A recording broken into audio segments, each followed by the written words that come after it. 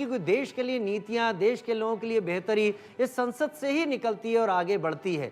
लेकिन और आदरणीय सभापति जी,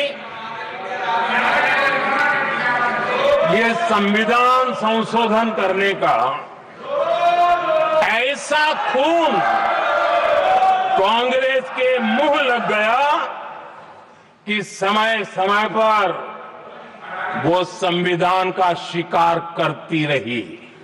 ये खून मुंह पे लग गया। इतना ही नहीं, संविधान के स्पिरिट को लहूलुहान करती रही। आदरणीय सभापति जी, करीब 6 दशक में 75 बार संविधान बदला गया। आदरणीय सभापति जी,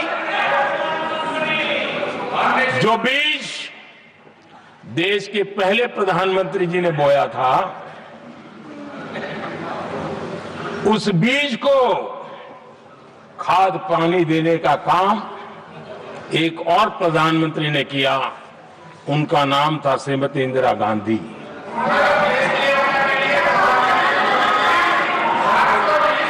जो पाप पहले प्रधानमंत्री करके गए और जो खून लग गया था 1971 में, सुप्रीम कोर्ट का एक फैसला आया था। उस सुप्रीम कोर्ट के फैसले को संविधान बदल करके पलट दिया गया और 71 में यह संविधान संशोधन किया गया था। और क्या था, उन्होंने हमारे देश की अदालत के पंख काट दिए थे और यहां पर तो किया था कि संसद संविधान के किसी भी आर्टिकल में जो मर्जी पड़े वो कर सकती है और अदालत उसकी तरफ देख भी नहीं सकती है। अदालत के सारे अधिकारों को छीन लिया गया था। ये पाप 1971 में उस समय की प्रधानमंत्री श्रीमती इंदिरा गांधी ने किया था।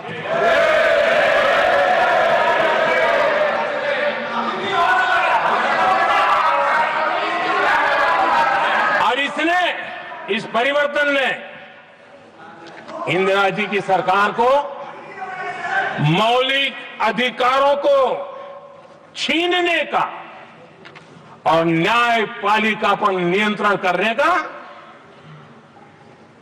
अधिकार दिया, सक्षम बना दिया था। आदरणीय सभापति जी, खून मुंह पे लग गया था, कोई रोकने वाला था नहीं। और इसलिए जब इंदिरा जी के चुनाव को गैर रीति के कारण, असंवैधानिक तरीके से चुनाव लड़ने के कारण अदालत ने उनके चुनाव को खारिज कर दिया और उनको एमपी पद छोड़ने की नौबत आई, तो उन्होंने गुस्से में आकर के देश पर इमरजेंसी थोप दी, आपातकाल लगा दिया अपनी कुर्सी बचाने के लिए। और उसके बाद इतना ही नहीं, उन्होंने इमरजेंसी तो लगाई, संविधान का दुरुपयोग तो किया ही किया, भारत के लोकतंत्र का गला तो घोट ही दिया। लेकिन 1975 में 39वां संशोधन किया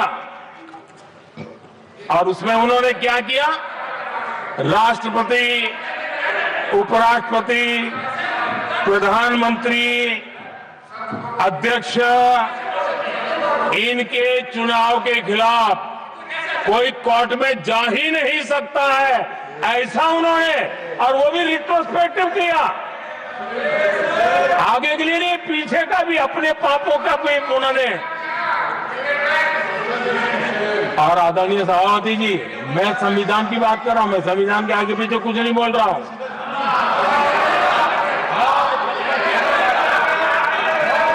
सभापति जी,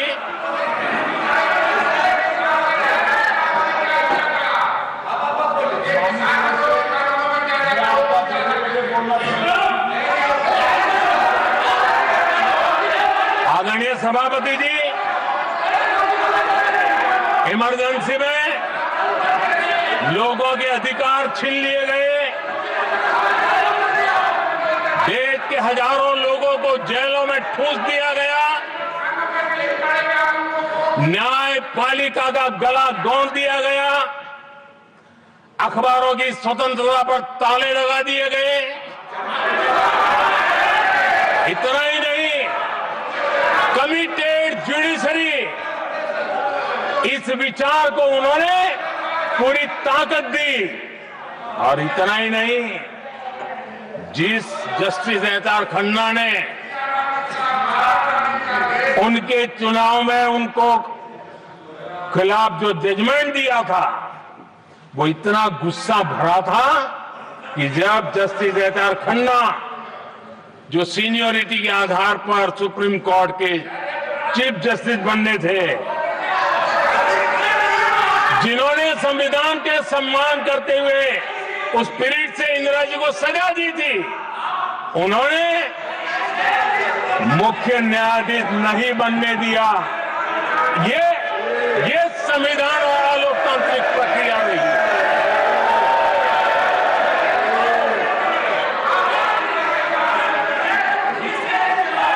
आदरणीय सभापति जी, यहां भी ऐसे कई दल बैठे हैं जिनके मुखिया भी सारे जेल में हुआ करते थे। ये इनकी मजबूरी है कि वहां जाके बैठे हैं, उनको भी जेलों में ठूस दिया गया था। आदरणीय सभापति जी, देश पर जुल्म तांडव चल रहा था, निर्दोष लोगों को जेलों में ठूस दिया जाता था, लाठियां बरताई जाती थी, कई लोग जेलों में मौत के शरण हो गए थे, और एक निर्दयी सरकार संविधान को चूर चूर करती रही थी। आदरणीय सभापति जी, ये परंपरा यहां नहीं रुकी। जो परंपरा नेहरू जी ने शुरू की थी, जिसको दूसरे प्रधानमंत्री जी इंदिरा जी ने आगे बढ़ाया, क्योंकि खून मुंह पे लग गया था, और इसलिए राजीव गांधी जी प्रधानमंत्री बने। उन्होंने संविधान को एक और गंभीर झटका दे दिया। सबको समानता, सबको समानता, सबको न्याय, उस भावना को चोट पहुंचाई। आदरणीय सभापति जी, आपको मालूम है,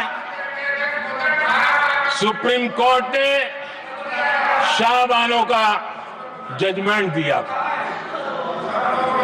एक भारत की महिला को न्याय देने का काम संविधान की मर्यादा और स्पिरिट के आधार पर देश की सुप्रीम कोर्ट ने दिया था। एक वृद्ध महिला को उसका हक मिला था सुप्रीम कोर्ट से, लेकिन उस समय के प्रधानमंत्री राजीव गांधी ने शाहबानो की उस भावना को, सुप्रीम कोर्ट की उस भावना को नकार दिया, और उन्होंने वोट बैंक की राजनीति के खातिर संविधान की भावना को बलि चढ़ा दिया और कट्टरपंथियों के सामने सर झुकाने का काम कर दिया। उन्होंने न्याय के लिए तड़प रही एक वृद्ध महिला को साथ देने के बजाय उन्होंने कट्टरपंथियों का साथ दिया।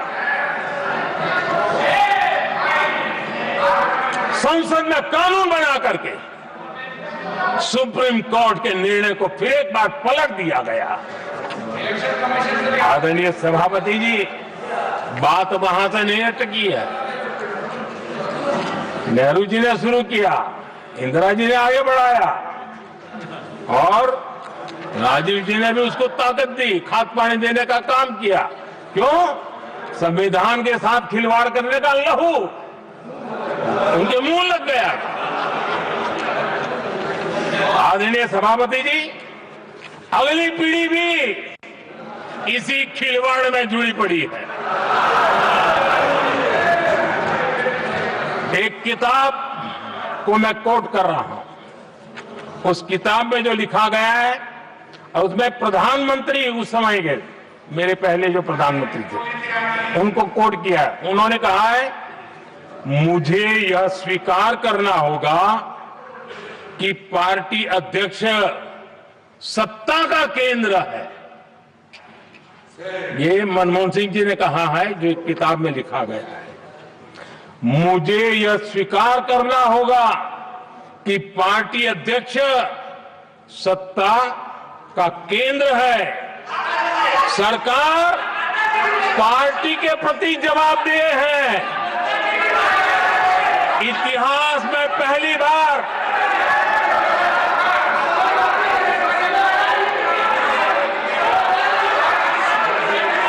आदरणीय सभापति जी, नहीं, आप सदन इतिहास में पहली बार ये तरीका बिल्कुल ठीक नहीं है। सदन के नेता बोल रहे हैं, आपको मर्यादा रखनी चाहिए। ऐसे सदन नहीं चलेगा इस तरीके से, गलत तरीका आपका ये। माननीय प्रधानमंत्री जी, आदरणीय सभापति जी, इतिहास में पहली बार संविधान को ऐसी गहरी चोट पहुंचा दी गई। संविधान निर्माताओं ने चुनी हुई सरकार और चुने हुए प्रधानमंत्री की कल्पना तक ही हमारा संविधान था, लेकिन इन्होंने तो प्रधानमंत्री के ऊपर एक गैर संवैधानिक, और जिसने कोई शपथ भी नहीं लिया था, नेशनल एडवाइजरी काउंसिल पीएमओ के भी ऊपर बैठा दिया। पीएमओ के ऊपर अघोषित दर्जा दे दिया गया।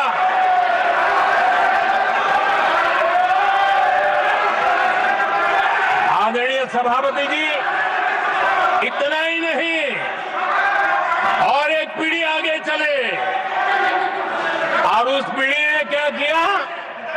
भारत के संविधान के तहत देश की जनता जनार्दन सरकार चुनती है, और वो सरकार का मुखिया कैबिनेट बनाता है। ये संविधान के तहत है। इस कैबिनेट ने जो निर्णय किया, संविधान का अपमान करने वाले अहंकार से भरे लोगों ने पत्रकारों के सामने कैबिनेट के निर्णय को फाड़ दिया। संविधान को हर मौके पर संविधान के साथ खिलवाड़ करना, संविधान को न मानना, ये जिनकी आदत हो गई थी। और दुर्भाग्य देखिए, एक अहंकारी व्यक्ति कैबिनेट के निर्णय को फाड़ दे और कैबिनेट अपना फैसला बदल दे। ये कौन सी व्यवस्था है? आदरणीय सभापति जी, मैं जो कुछ भी कह रहा हूं वो संविधान के साथ क्या हुआ उसी की बात कर रहा हूं। उस समय करने वाले पात्रों को लेकर किसी को परेशानी होती होगी, लेकिन बात संविधान की है। मेरे मन के और मेरे विचारों को मैं अभिव्यक्त नहीं कर रहा हूं।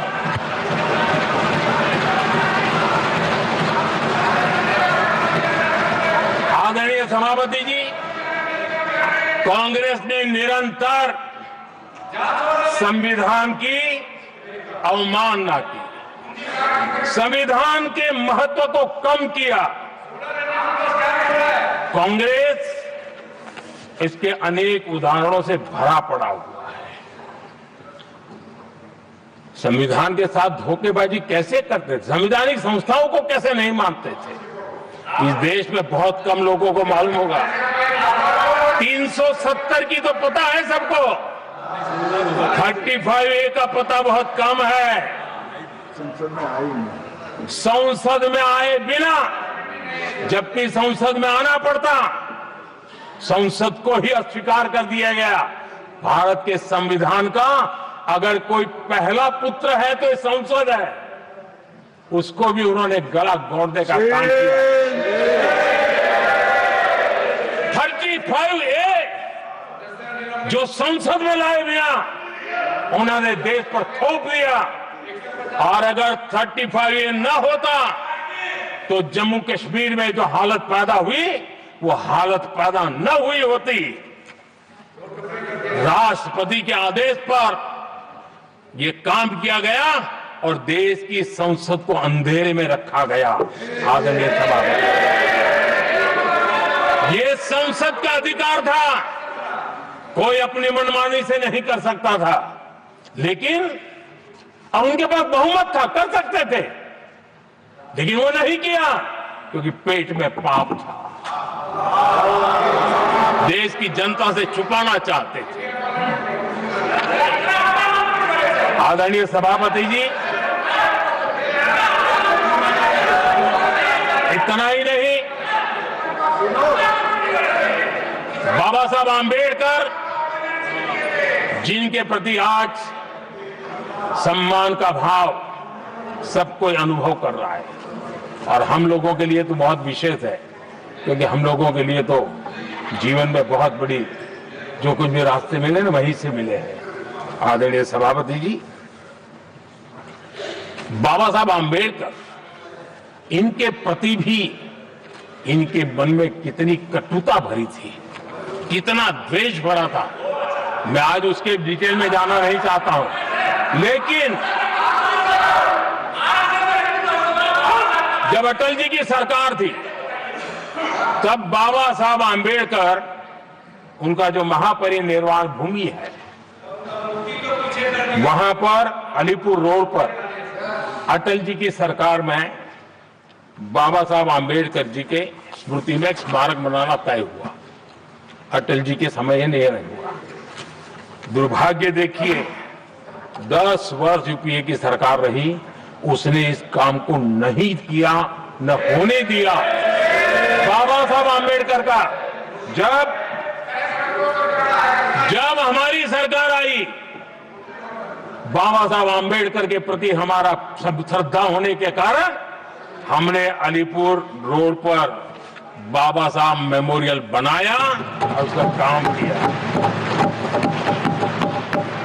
आदरणीय सभापति जी, दिल्ली में जब बाबा साहब आंबेडकर के 1992 में, उस समय चंद्रशेखर जी कुछ समय थे, तब एक निर्णय किया गया था, आंबेडकर इंटरनेशनल सेंटर यही जनपद के पास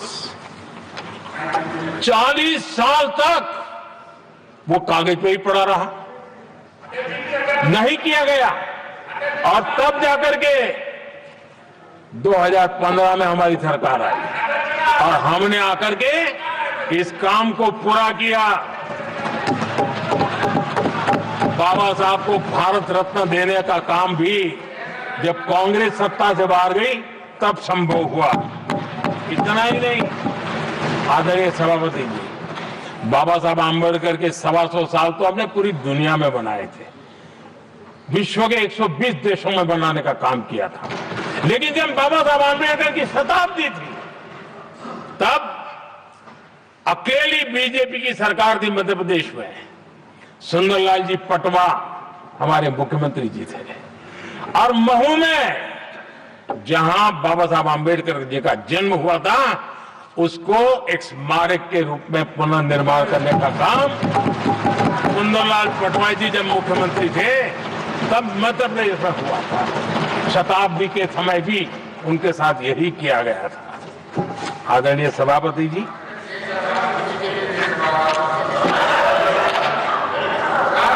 हमारे देश में बाबा साहब आंबेडकर एक दीर्घदृष्टा थे, समाज के दबे कुचले लोगों को मुख्य धारा में लाने के लिए वो प्रतिबद्ध थे, और एक लंबे सोच के साथ भारत को अगर विकसित होना है तो भारत का कोई अंग दुर्बल नहीं रहना चाहिए, ये चिंता बाबा साहब को सताती थी। और तब जाकर के हमारे देश में आरक्षण की व्यवस्था बनी है। लेकिन वोट बैंक की राजनीति में छुपे हुए लोगों ने, डूबे हुए लोगों ने धर्म के आधार पर, तुष्टीकरण के नाम पर आरक्षण के अंदर कुछ न कुछ नुक्सेदेनी करने का प्रयास किया और इसका सबसे बड़ा नुकसान एससी, एसटी और ओबीसी समाज को हुआ है। आदरणीय सभापति जी, आरक्षण की कथा बहुत लंबी है। नेहरू जी से लेकर के राजीव गांधी तक कांग्रेस के प्रधानमंत्रियों ने आरक्षण का घोर विरोध किया है। हिस्ट्री कह रही है आरक्षण के विरोध में लंबी लंबी चिट्ठियां स्वयं नेहरू जी ने लिखी है, मुख्यमंत्रियों को लिखी है। इतना ही नहीं, सदन में आरक्षण के खिलाफ लंबे लंबे भाषण इन लोगों ने किए हैं। बाबा साहब आंबेडकर समता के लिए और भारत में संतुलित विकास के लिए आरक्षण की लेकर के आए, उन्होंने उसके खिलाफ भी झंडा ऊंचा किया हुआ था। दशकों तक मंडल कमीशन के रिपोर्ट को डिब्बे में डाल दिया था। जब कांग्रेस को देश ने हटाया, जब कांग्रेस गई, तब जाकर के ओबीसी को आरक्षण मिला, तब तक ओबीसी को आरक्षण नहीं मिला। ये कांग्रेस का पाप है। अगर उस समय मिला होता तो आज देश के अनेक पदों पर ओबीसी समाज के लोग भी देश की सेवा करते, लेकिन नहीं करने दिया, नहीं होने दिया। ये पाप इन्होंने किया था। आदरणीय सभापति जी, जब हमारे यहां संविधान का निर्माण चल रहा था, तब संविधान निर्माताओं ने धर्म के आधार पर आरक्षण होना चाहिए कि नहीं होना चाहिए, इस विषय पर घंटों तक, दिनों तक गहन चर्चा की है, विचार विमर्श किया है और सबका मत बना है कि भारत जैसे देश की एकता और अखंडता के लिए धर्म के, संप्रदाय के आधार पर आरक्षण नहीं हो सकता है। सुविचारित मत था, ऐसा नहीं कि भूल गए थे, रह गया था।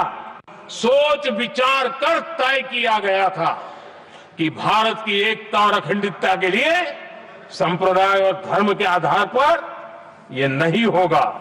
लेकिन कांग्रेस ने सत्ता सुख के लिए, सत्ता भूख के लिए, अपनी वोट बैंक को खुश करने के लिए धर्म के आधार पर आरक्षण का नया खेल खेला है, जो संविधान की भावना के खिलाफ है। इतना ही नहीं, दे भी दिए कुछ जगह पे और सुप्रीम कोर्ट से झटके लग रहे हैं। और इसलिए अब दूसरे बहाने से बहाने बता रहे हैं, ये करेंगे वो करेंगे। मन में साफ है, धर्म के आधार पर आरक्षण देना चाहते हैं, इसलिए खेल खेले जा रहे हैं। संविधान निर्माताओं के भावनाओं पर गहरी चोट करने का यह निर्लज्ज प्रयास है। आदरणीय सभापति जी, आदरणीय सभापति जी,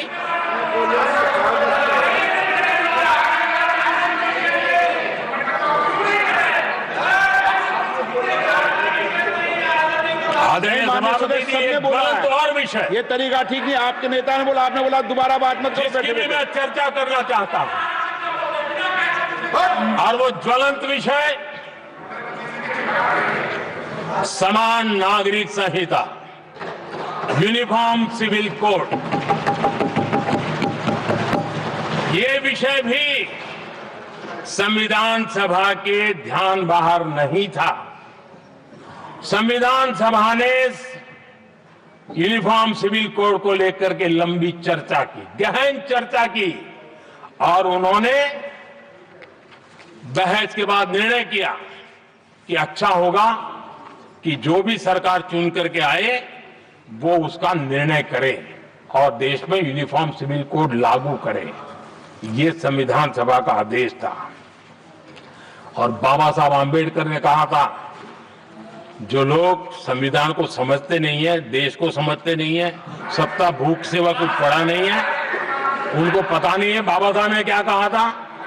बाबा साहब ने कहा था, धार्मिक आधार पर बने, ये मैं बाबा साहब की बात कर रहा हूं, इतना वीडियो कट करके घुमाना मत।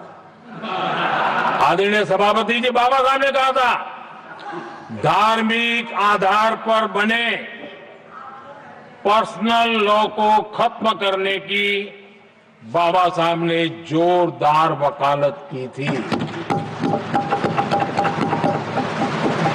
उस समय के सदस्य के.एम. मुंशी जी ने कहा था, समान नागरिक संहिता को राष्ट्र की एकता और आधुनिकता के लिए अनिवार्य बताया था कमा मुंशी जी ने। सुप्रीम कोर्ट ने भी कई बार कहा है कि देश में यूनिफॉर्म सिविल कोड जल्द से जल्द लाना चाहिए। सरकारों को आदेश दिए हैं सुप्रीम कोर्ट ने, और उसी संविधान की भावना को ध्यान में रखते हुए, संविधान निर्माताओं की भावनाओं को ध्यान में रखते हुए हम पूरी ताकत से लगे हुए हैं सेक्युलर सिविल कोड की। और आज कांग्रेस के लोग संविधान निर्माताओं की भावना का भी, सुप्रीम कोर्ट की भावना का भी अनादर कर रहे हैं, क्योंकि उनकी राजनीति को सूट नहीं करता है। उनके लिए संविधान वो पवित्र ग्रंथ नहीं है, उनके लिए एक हथियार है राजनीति का, खेल खेलने का हथियार बना दिया। लोगों को डराने के लिए संविधान को हथियार बनाया जाता है। आदरणीय सभापति जी, और ये कांग्रेस पार्टी, उनको तो संविधान शब्द भी उनके मुंह में शोभा नहीं देता है। इसलिए